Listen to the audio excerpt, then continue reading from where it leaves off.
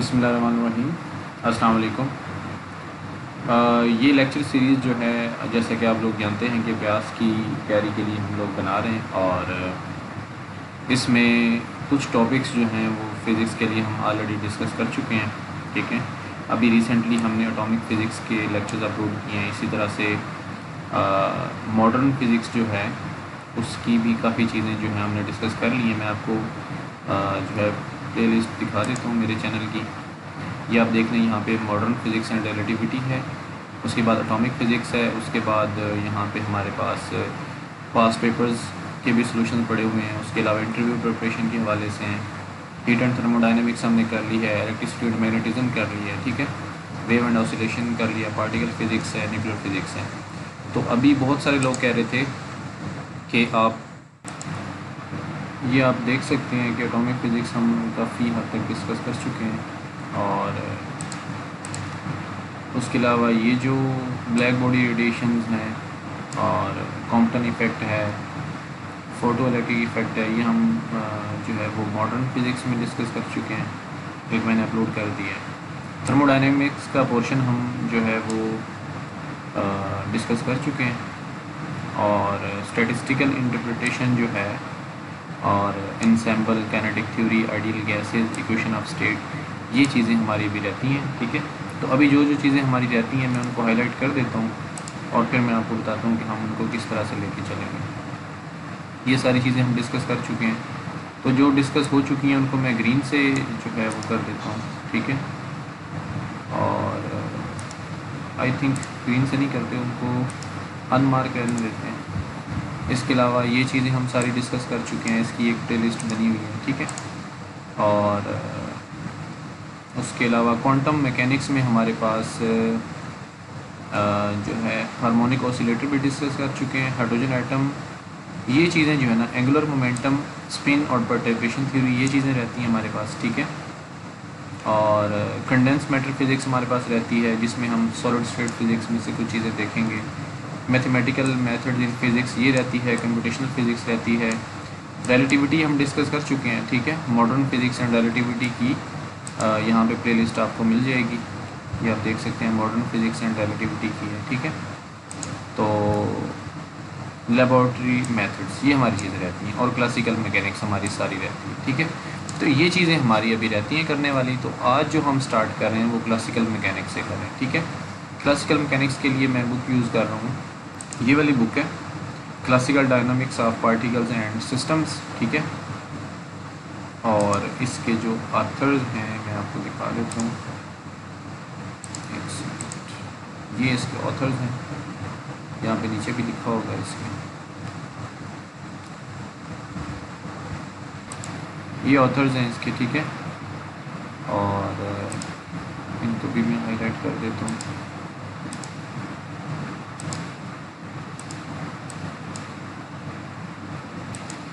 इसमें जो पहला टॉपिक है हमारा वो हैमिल्टन प्रिंसिपल है। ठीक है, और उसकी ये आपके पास एक डेफिनेशन है, ये जस्ट इंटरेस्ट के लिए आप कह सकते हैं कि आप इसको पढ़ सकते हैं। ठीक है, और इसमें कोई ख़ास चीज़ें जो है वो नहीं है। ठीक है, बेसिकली ये फार्मूलेशन बता रहा है कि लैग्रेंजियन आपके पास जो डायनामिक्स है उसकी फार्मूलेशन कैसे होगी। ठीक है, तो इसमें जो करने की चीज़ है वो हमारे पास ये है। ठीक है, ये हमारे पास इक्वेशन ऑफ मोशन है, जो लैग्रेंजियन इक्वेशन ऑफ मोशन कहलाती है। ये आपको याद होनी चाहिए बहुत अच्छे से, अक्सर यही पूछी जाती है। ठीक है, या फिर इससे इक्वेशन ऑफ मोशन जो है वो डिराइव करना जो है वो आ जाता है। ठीक है, तो इसमें सबसे पहले जो चीज़ देखने वाली है वो ये है कि हमने लैग्रेंजियन को लिखना कैसे है। ठीक है, तो लैग्रेंजियन बेसिकली हमारे पास डिफरेंस है काइनेटिक एनर्जी का और पोटेंशियल एनर्जी का। ठीक है, तो अब एक एग्जांपल हम लेते हैं, वन डायमेंशनल हार्मोनिक ऑसिलेटर की एग्जांपल है।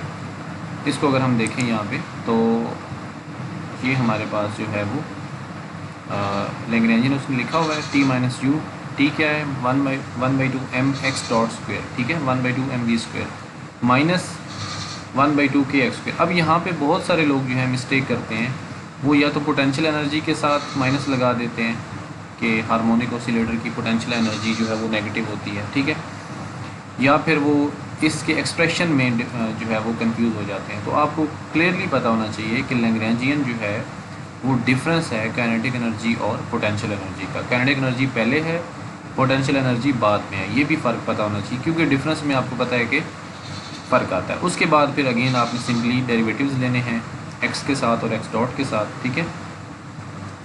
तो ये यहाँ पे आपने लिख देना है, तो आपकी इक्वेशन ऑफ मोशन बन जाएगी, ठीक है।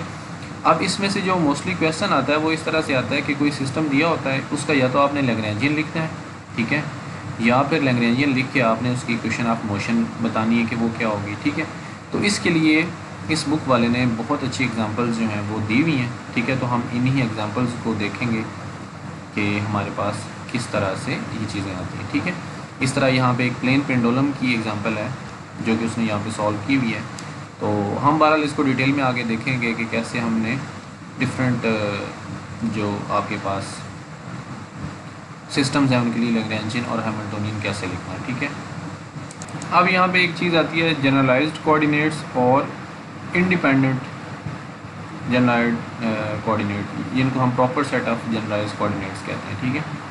तो जनरलाइज्ड कोऑर्डिनेट्स क्या होते हैं कि एनी सेट ऑफ क्वांटिटीज़ जो कि किसी भी सिस्टम को कम्प्लीटली स्पेसिफाई करेंगे, ठीक है, एनी सेट। लेकिन proper set of generalised coordinate क्या होता है, a set of independent generalised coordinates whose number equals the number of degrees of freedom of the system and not restricted by the constraints is called a proper set of generalised coordinates, ठीक है। अब इसकी मैं आपको example कैसे दे सकता हूँ कि लेट्स सपोज यहाँ पे एक डिस्क जो है वो रोल कर रही है, ठीक है।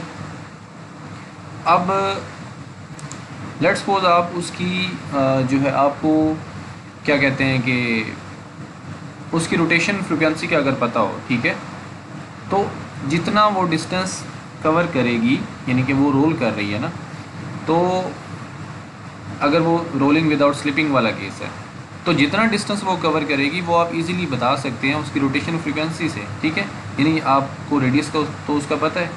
तो इस तरह ये होता है कि आप सिस्टम को जब बता रहे होते हैं तो जो उसके अंदर कंस्ट्रेंट्स होती हैं, ठीक है, सिस्टम के अंदर, वो जब आप उसके ऊपर अप्लाई, यानी कि आपने सिस्टम को एक्सप्लेन कर दिया, उसमें आपने जितने भी आपके पास क्वांटिटीज़ थी आपने सारी बता दी। अब कुछ क्वांटिटीज़ का आपस में रिलेशन होता है, वो इंडिपेंडेंट नहीं होती, ठीक है, वो एक दूसरे पे डिपेंड कर रही होती। उन क्वांटिटीज़ को आप जब फिगर आउट उसमें से कर देते हो, उसके बाद जो आपके पास जनरलाइज्ड कोऑर्डिनेट्स आते हैं उनको हम proper set of generalised coordinates कहते हैं, ठीक है। अब यहाँ पे देखें एक उसने सिंपल पेंडुलम की एग्जांपल ली है, ठीक है। इसके लिए अब हमने लैग्रेंजियन लिखना है, ठीक है। तो अब देखें सबसे पहले काइनेटिक एनर्जी की बात करते हैं, ठीक है। इसको आपने कंसेप्चुअली लेके चलना है, ऐसा नहीं कि आप इसको रट्टा लगाएं और आप वहाँ पे भूल जाएं। अब देखें अगर इसको हम देखते हैं ये मूव कर रहा है, ठीक है, इस तरह मूव कर रहा है एक्स वाई में, तो इसकी जो काइनेटिक एनर्जी है उसमें 2 डिग्रीज ऑफ फ्रीडम आती है, यानी कि वो एक्स में भी मूव कर रहा है और वाई में भी मूव कर रहा है। तो ऑब्वियस है वो फिर क्या करेगा, 1/2 mx dot square plus 1/2 my dot square, इस तरह उसकी काइनेटिक एनर्जी लिख देंगे। अब आती है पोटेंशियल एनर्जी की बात। तो इसकी पोटेंशियल एनर्जी जो है वो कितनी है, mg/। आपको पता है कि किसी भी पॉइंट के ऊपर इसकी जो हाइट होगी वो y होगी, ठीक है, ग्राउंड से उसकी हाइट कितनी होगी, y होगी। तो आप उसको यहाँ पे पोटेंशियल एनर्जी उसकी लिख देते हो, ठीक है। तो उसका लैग्रेंजियन आपने इस तरह से लिख दिया, ठीक है। इस तरह ये अगेन इसको थीटा की फॉर्म में लिख रहा है। थीटा की फॉर्म में लिखने के लिए वो क्या कर रहा है कि बेसिकली वो यहाँ से जो है ना वो थीटा ले रहा है, ठीक है। अब ये लेंथ l है तो इसको वो उसने क्या कहते हैं, इसको इस तरह उसने कंपोनेंट में रिजॉल्व कर दिया, ठीक है, इस तरह से। तो ये अब क्या हो गया, l cos थीटा, ठीक है, और ये जो है ये l sin थीटा हो गया, ठीक है।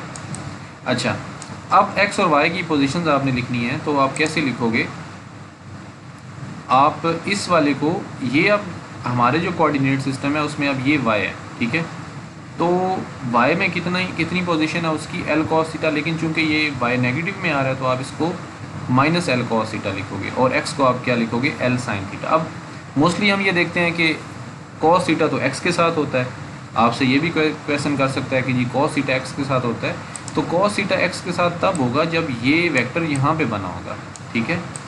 तो थीटा हम यानी कि हम जिस कोऑर्डिनेट के साथ एंगल बन रहा हो उस कोऑर्डिनेट का को हम कॉस में लिखते हैं, यानी कि अगर आप इसके साथ बन रहे हैं तो इसको आप क्या लिखोगे, कॉस थीटा लिखोगे। इसकी मैं आपको एक सिंपल सी एग्जांपल दे देता हूँ ताकि आप लोगों को ये चीज़ क्लियर हो जाए। अब आप यहाँ से गिन रहे हो ना, ये आप एंगल जो है वो यहाँ से गिन रहे हो, तो ये थीटा आ रहा है, तो ये वाली जो लेंथ है ये आपकी आ जाएगी एक्स कॉस थीटा, ठीक है, एक्स कॉस ऑफ थीटा। इसको समझने के लिए आप जो है वो मैं आपको थोड़ी सी डिटेल इसकी मैं बता देता हूँ, ठीक है। लेट्स सपोज हमारा ये वेक्टर है जिसकी लेंथ एल है, ठीक है, और ये एक्स एक्सिस के साथ एंगल बना रहा है थीटा। तो ये जो इसका कंपोनेंट होगा ये होगा एल कॉस थीटा, ठीक है, और ये वाला जो है ये इसका हो जाएगा एल साइन थीटा। अच्छा, अब आप कहते हो कि मुझे कंसेप्चुअली ये चीज़ समझ नहीं आई, इसको कैसे करेंगे। मैं कहता हूँ कि ये एंगल जो है यहाँ पे ये थीटा बना रहा है, अब ये एंगल बना रहा है वाई के साथ, ठीक है। तो यहाँ पे कितना एंगल होगा, 90 माइनस थीटा, कितना हो जाएगा 90 माइनस थीटा, ये वाला एंगल हो जाएगा। जब ये एंगल 90 माइनस थीटा है तो ये वाली length again L cause 90 minus theta होगी, ठीक है ना, जो एंगल है उसी का आप कॉज लोगे ना, तो 90 माइनस थीटा हो गई। अब अगेन ये फिर क्या बन गई साइन थीटा, ठीक है। तो फिर वही बात आ गई, क्योंकि थीटा इसके साथ बन रहा था तो ये वाली जो अब ये कोऑर्डिनेट जो है ये कॉस थीटा में चला जाएगा और ये वाला जो है ये साइन थीटा में चला जाएगा। तो आपने ज़रूरी नहीं कि सीधा सीधा आपने देख के आप देखो कि x लिखा हुआ है तो x हमेशा जो है वो कॉस थीटा होगा, ऐसा नहीं, आपने सिर्फ एंगल देखना है कि x के साथ एंगल कौन सा, ठीक है। तो यहाँ पे उसने ट्रांसफॉर्म कर दिया जी, आप देख सकते हैं यहाँ पे x is equal to L sine theta, y is equal to minus L cos theta, ठीक है। अब इसी के लिए उसने क्या कर दिया, एम जी वाई उसने लिखना था तो y को उसने क्या कर दिया माइनस एल कॉस थीटा, तो यहाँ पे minus M G L cos theta आ गया, और यहाँ पे चूंकि दरमियान में माइनस लगाना था उसने लैग्रेंजियन लिखने के लिए, तो यहाँ पे ये प्लस हो जाता है, ठीक है। तो इस तरह से आपने, अच्छा अब देखें थोड़ा सा फ़र्क है, आप कहेंगे कि यहाँ पे u जो है वो एम जी वाई है और यहाँ पे जो है वो y मतलब यहाँ पे जो है वो माइनस आ रहा है। तो आपने बेसिकली ये देखना होता है कि आपका जो रेफरेंस, आप जिस फ्रेम ऑफ रेफरेंस को आप स्टडी कर रहे हैं उसमें क्या वो सेटिस्फाई होता है या नहीं होता। अब देखें मैं आपको सिंपल सी एग्जांपल देता हूँ, ये अगर y is equal to minus L cos theta, इसके साथ मैं minus M G L cos theta लगा देता हूँ, ठीक है, उसकी पोटेंशियल एनर्जी के लिए, ठीक है। अब यहाँ पे आके देखें, अगर ये पार्टिकल यहाँ पे होगा तो थीटा 0 हो जाएगा, कॉस 0 जो है वो 1 हो जाएगा, तो माइनस एम जी एल आ जाएगा, ठीक है, यानी उसकी पोटेंशियल एनर्जी कितनी आ जाएगी, मैं यहाँ पे लिख देता हूँ u is equal to minus M G L, ठीक है। अब देखें नेगेटिव में आ गई उसकी पोटेंशियल एनर्जी, ऑब्वियस है नेगेटिव में आनी क्योंकि वो बाउंड है ना यहाँ पे। अब यहाँ पे अगर उसको छोड़ देता हूँ तो क्या ये पार्टिकल मूव करेगा, नहीं कर रहा मूव, हालांकि एनर्जी तो इसके पास पोटेंशियल एनर्जी है, लेकिन चूंकि वो बाउंड है इसलिए साथ में माइनस आ रहा है। अगर एक्स वाई कोऑर्डिनेट में आप लिखते हो तो वो आता है एम जी वाई, ठीक है। अब ये देखो कि y यहाँ पे नेगेटिव है, ठीक है, अगर आप y में लिखोगे तो y ऑलरेडी जो है वो यहाँ पे नेगेटिव हो जाएगा क्योंकि आपने ओरिजिन ये लिया हुआ है, ठीक है।